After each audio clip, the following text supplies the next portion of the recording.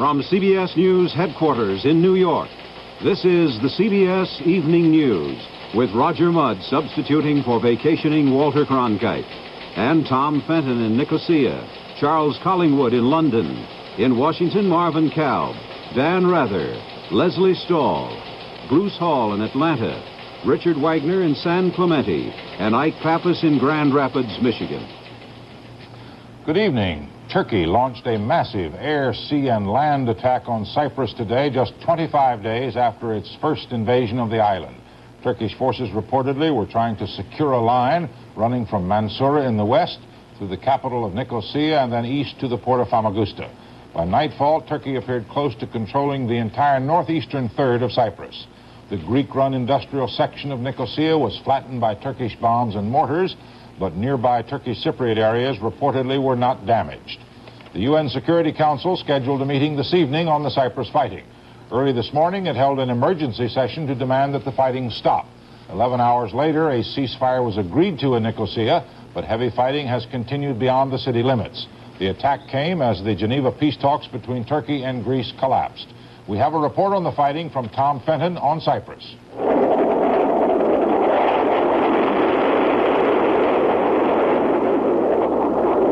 The Turkish Air Force attacked Greek Cypriot areas of Cyprus shortly after dawn. The first wave of American-supplied Phantom jets came over the island at 5 a.m. Cyprus time, hitting targets on the outskirts of Nicosia and on the flanks of the wedge the Turkish invaders seized last month from the sea to Nicosia.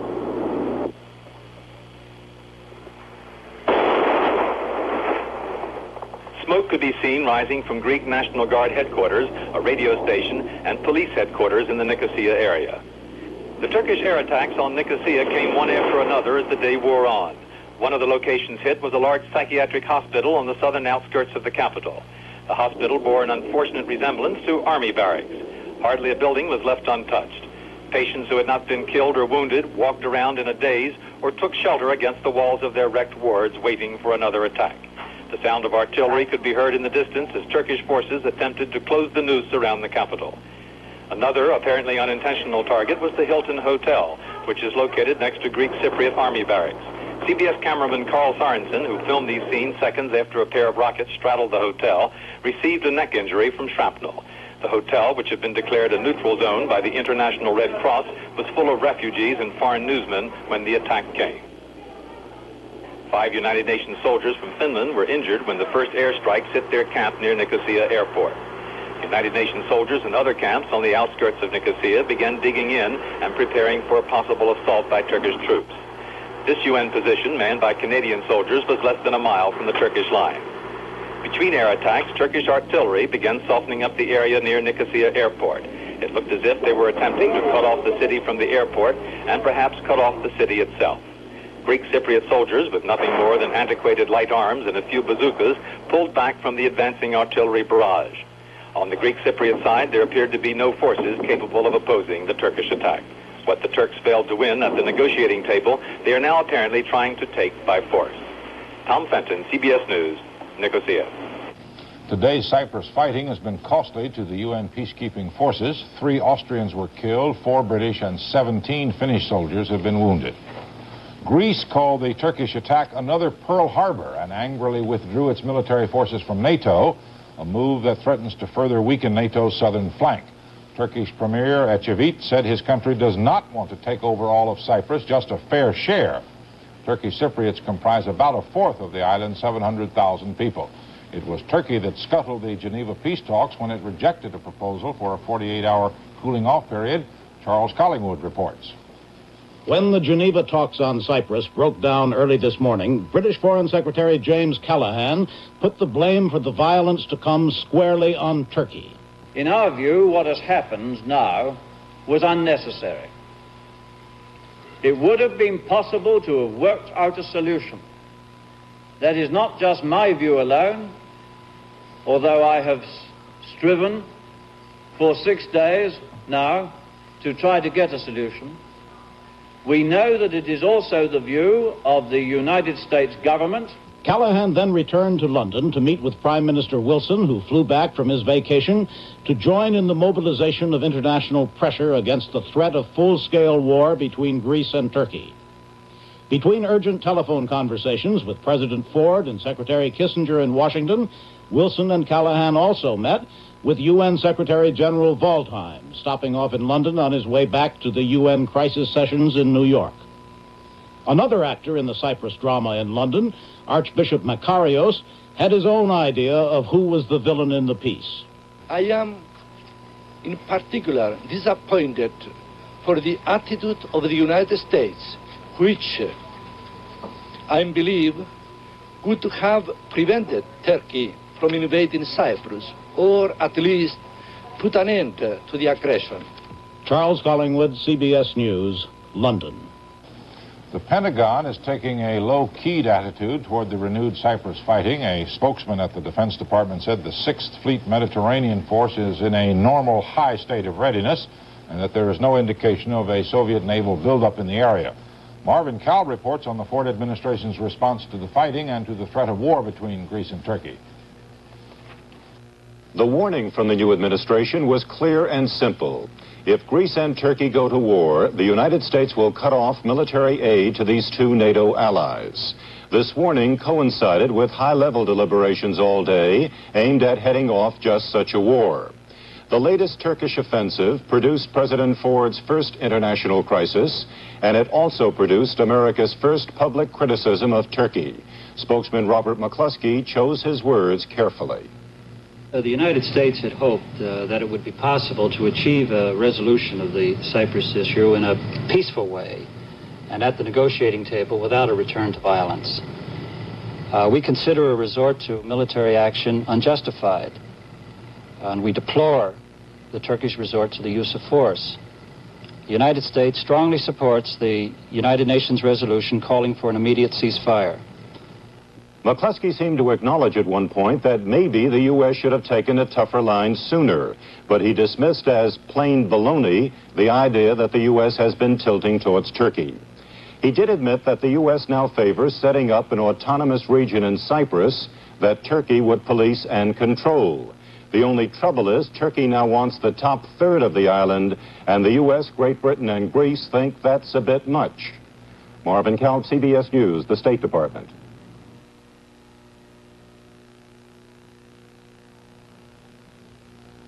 It's time to put up shell-no pest strips again. They'll help protect my family from flies and mosquitoes. Up to 4 full months.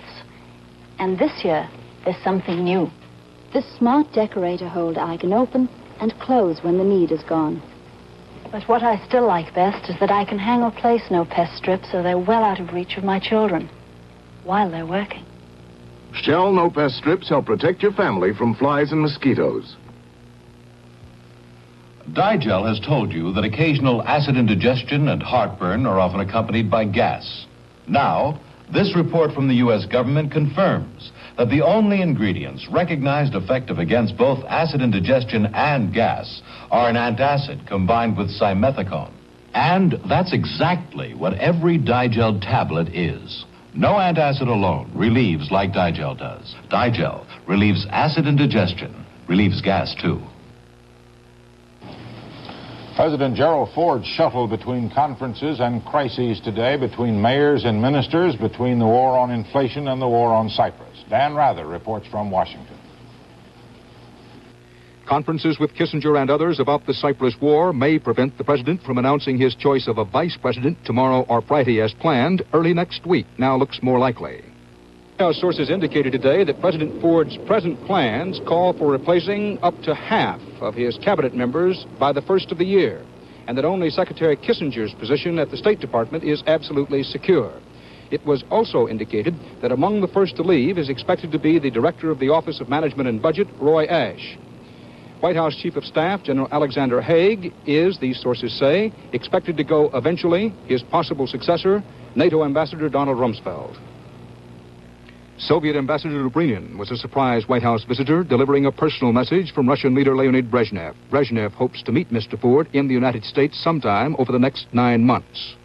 Egyptian Foreign Minister Fahmy brought in a delegation for a working lunch to plan for President Anwar Sadat's scheduled visit to this country this year. Louisiana's Democratic Senator Russell Long came in to promise congressional help for the economy and to say he hopes to present a trade bill and a health bill the president can sign before year's end. A delegation of mayors heard Mr. Ford promise to allow them a voice in preparing the federal budget. Newark, New Jersey's black mayor Kenneth Gibson said he was encouraged by the new president's attitude. Well, I think there has been a change, first in being able to talk to the president. That's most important. Mayors have felt in the past that they did not have the ear of the executive branch, especially the White House, and they were very concerned about their problems being expressed to the president. Next is... Representatives from among governors made a plea for block grants of federal funds to states. Mr. Ford was receptive. Pennsylvania's Governor Milton Schaap found the whole Ford style refreshing. You see, with Nixon, quite frankly, if you disagreed with him, it became a personal affair. On an issue, if you agreed on how to handle something, it became a personal affair. The atmosphere before was always more or less a talk-down type of thing. The president was talking to us, but never with us. And then we could go out and we wonder really what had been promised to us or what had been discussed. The Japanese, who had their problems with President Nixon's foreign policy, were told today that President Ford was accepting an invitation to visit Tokyo in late November or sometime in December. Dan Rather, CBS News, the White House. Both the White House and the Congress grappled today with what the president has called our domestic public enemy number one, inflation. Mr. Ford himself called for self-sacrifice by everyone, and his top economic aides went before House and Senate committees dealing with specific aspects of inflation. Nelson Benton reports. Presidential Economic Counselor Kenneth Rush led off testimony before the Senate's newly created Budget Committee, ruling out either tax increases or reductions as anti-inflation measures. While insisting that federal budget cuts are a major weapon against inflation, Rush conceded that their substantive impact on inflation would be small. A cut of $5 billion is not very large in terms of substance. However, it is very large in terms of the determination of government to get on top of the economy. More symbolic than the actual impact. More psychological, and more in terms, basically, of psychology, not only in terms of letting the world, our people know that this is how we feel, but also letting government people know that they must look for ways to reduce funds. The House Banking Committee was considering the administration's request for a cost of living monitoring unit. It is important to emphasize that this cost of living task force is not a move toward reinstituting such controls. Our experience with controls in the past has demonstrated that government cannot simply, through controls, put a lid on inflation. Overwhelming committee approval of the cost of living unit is expected, but some doubt its muscle without controls. I think of the irate constituent who appeared at my home this past Sunday with a box of Quaker Oats in his hands, screaming, literally screaming, because of the fact that a week ago he purchased that at 35 cents. Now the price has been scratched and a new price has been affixed, 45 cents. Treasury Secretary Simon was at another hearing telling the Senate Finance Committee acceptable levels of inflation are 2 to 5 years away.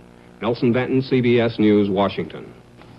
Concern over inflation and Cyprus sent the Dow Jones Industrials down almost 16 points to their lowest level in 4 years. Volume on the New York Stock Exchange was 11,750,000 shares. The average price per share fell 59 cents on the New York Exchange, 15 cents on the American. The dollar went down and gold went up in European financial centers today. In this country, President Ford signed a bill allowing U.S. citizens after December 31st to buy, sell, or hold gold for the first time since the 1930s.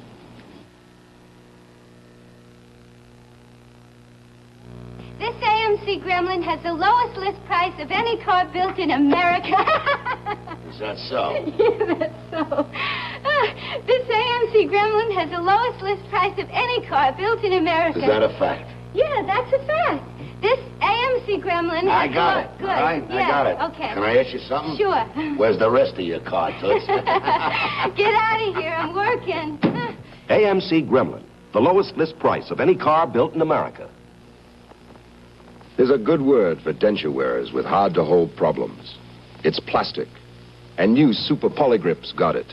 A new kind of polygrip with a longer, tighter hold that bonds your dentures to your gums with thousands of interlocking plastic filaments.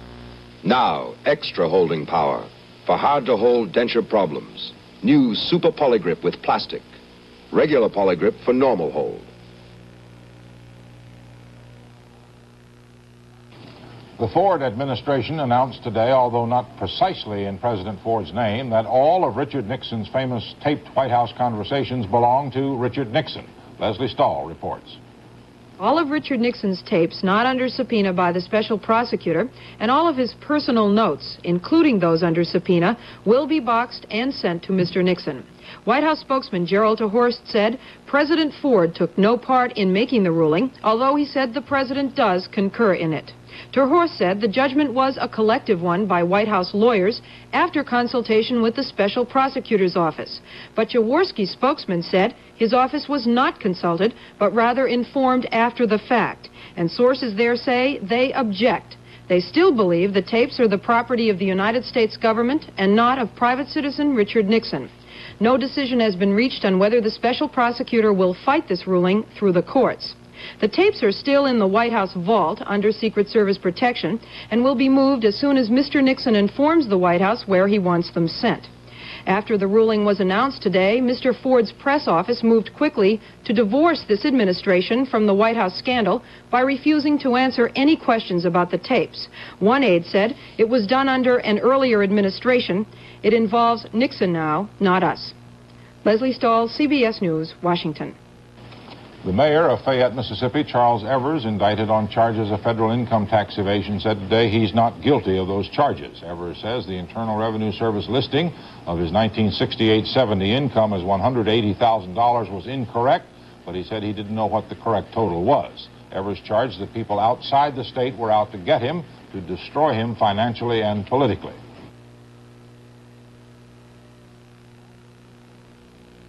Why is this dog happy, this cat content? Because they're protected under the Hart's no-flea guarantee. The no-flea guarantee with the Hart's flea-killing collar. That means that no itchy flea will torture your pet. If you're not satisfied, write Hart's, Harrison, New Jersey, for your money back. And that's an unconditional money-back guarantee. Get the Hart's flea-killing collar. The collar that puts your pet under the no-flea guarantee. Great Yankee invention, these Kodak mailers. You just put your Kodak film inside, stick on the stamp, and give them to the mailman. Yeah, there he is now. The film goes to Kodak. Kodak turns it into pictures and mails them back. Sent these over last trip. Pretty. Pick up some Kodak mailers. Let's face it, sometimes it's a little hard to get out of the house.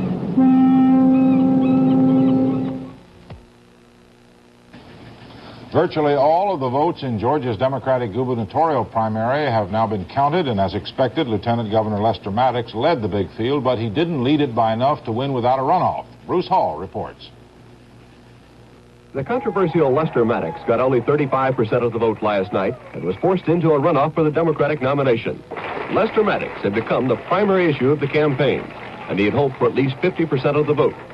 So although he led the 12-man field, most quarters considered his 35% a setback. And today, Maddox admitted his supporters may have become overconfident. My predictions are that we are going to go on to a great victory on September the 3rd, that we have the support in this state, getting out the vote. I think some of our people, a large number of them, evidently figured that we had it made. And by the next time around, we'll convince them that the importance of them getting out and doing the job that ought to be done. Ironically, Maddox, who has long carried the image of a staunch segregationist, scored in the black areas while losing support in the white rural areas.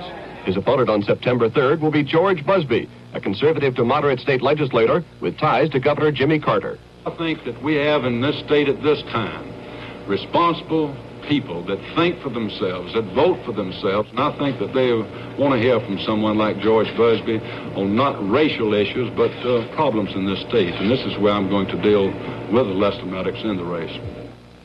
Both men are predicting victory.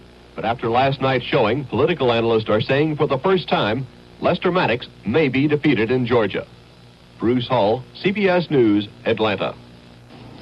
The Justice Department announced today the seizure of $112 million worth of heroin, which had been built into pseudo-antique French furniture and smuggled from France into a Long Island warehouse.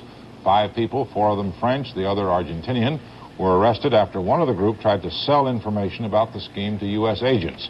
The heroin weighed 165 pounds and was said to have been 95% pure. Now there's Fixodent, a plastic cream discovery that has revolutionized denture holding to help keep dentures tight when you bite. Fixodent flows evenly, smoothly, filling gaps and forming a strong, resilient seal in your mouth that even stands up to pressure when you bite hard. Feel more secure, more comfortable with Fixodent.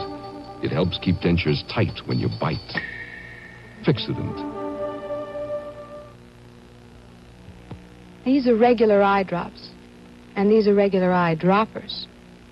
And this is Ocusol, a new eye drop, but more important, a new eye dropper. As you can see, the Ocusol eye drop can get into your eyes to clear up the redness, to soothe your eyes and make them feel better. And as you can see, the Ocusol eye dropper can't. Ocusol. The eye drop can get into your eye. The eye dropper can't.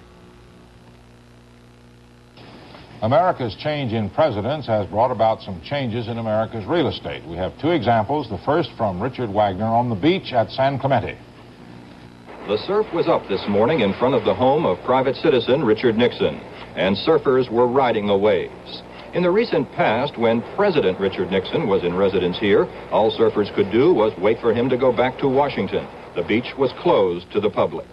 There's no way you can come in on the beach, you know. It was just, you know, like it was just cut off. And anybody that ever tried to sneak in or anything, you know, there's no way you could surf.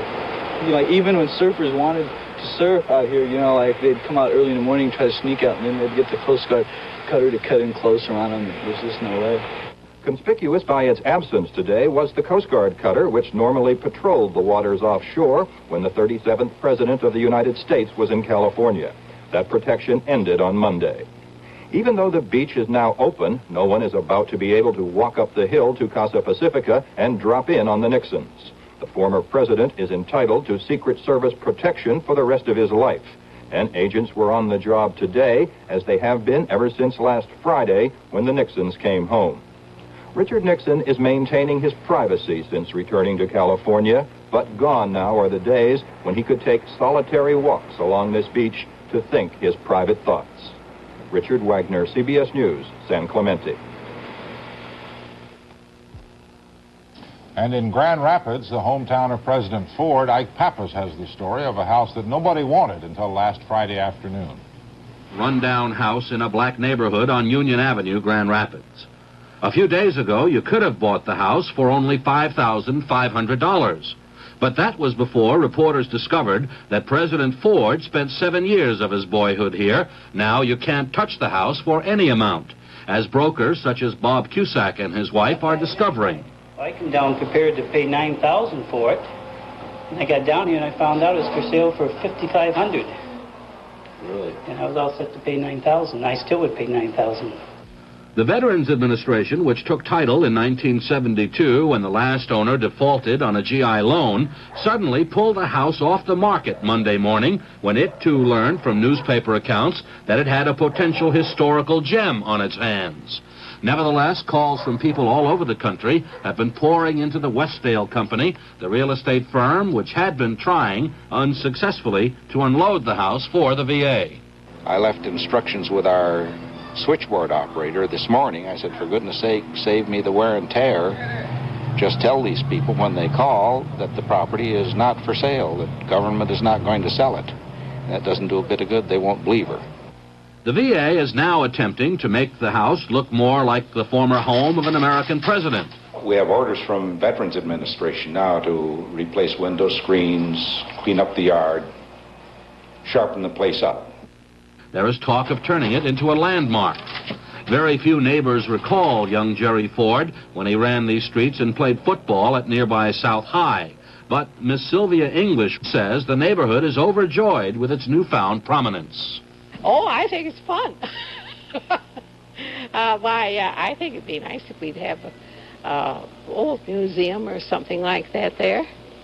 And I think it'd be nice for the neighborhood. The Heritage Hill Association, a local group dedicated to the preservation and restoration of old houses, has already begun a campaign to have number 649 Union Avenue declared a historic site, with the hope being that it will eventually become a Gerald R. Ford Museum. Ike Pappas, CBS News, Grand Rapids. When he was a young man, President Gerald Ford had a summer job at Yellowstone National Park. Now, so does his second son, Jack. Today, Jack talked with Susan Peterson about his father's new job. A forest ranger playing tennis. 22-year-old John Ford, who everyone calls Jack, took off from his summer job at Yellowstone National Park when his father became president. Monday, he returns with the Secret Service to remind him he's now a president's son. He graduates from Utah State University next spring and hopes to eventually be a lawyer.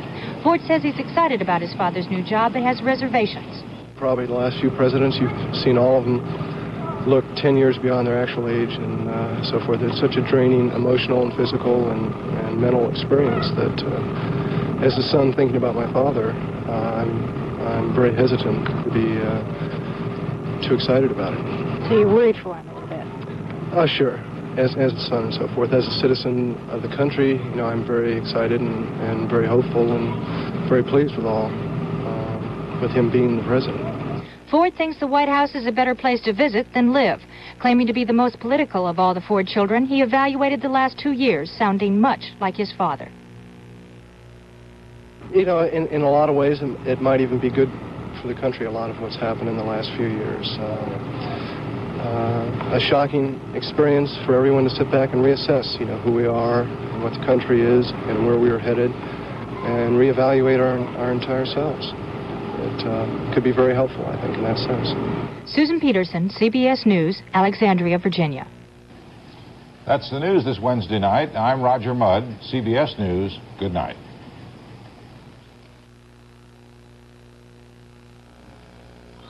That's our breakfast? My common sense. Make breakfast count. How? We'll get 10 vitamins and iron. Won't worry about them all day. Thrilling. Vitamins can be fun. Kellogg's Product 19, the 4-grain cereal, gives us 100% of the U.S. recommended daily allowance for 10 vitamins and iron. 100%? Try. Being smart tastes good. Listen to your common sense. Start breakfast with Product 19. Introducing the Subaru Unlimited Mileage Warranty. It covers your new Subaru for 1 full year, even if you drive 100,000 miles or more. It covers everything except parts replaced under normal use and maintenance. Of course, your Subaru must be operated and maintained as recommended. And naturally, all warranty repairs or parts replacement must be made by an authorized Subaru dealer. The Subaru Unlimited Mileage Warranty. It covers you for a full year no matter how many miles you drive. From CBS News headquarters in New York, this has been the CBS Evening News with Roger Mudd substituting for Walter Cronkite.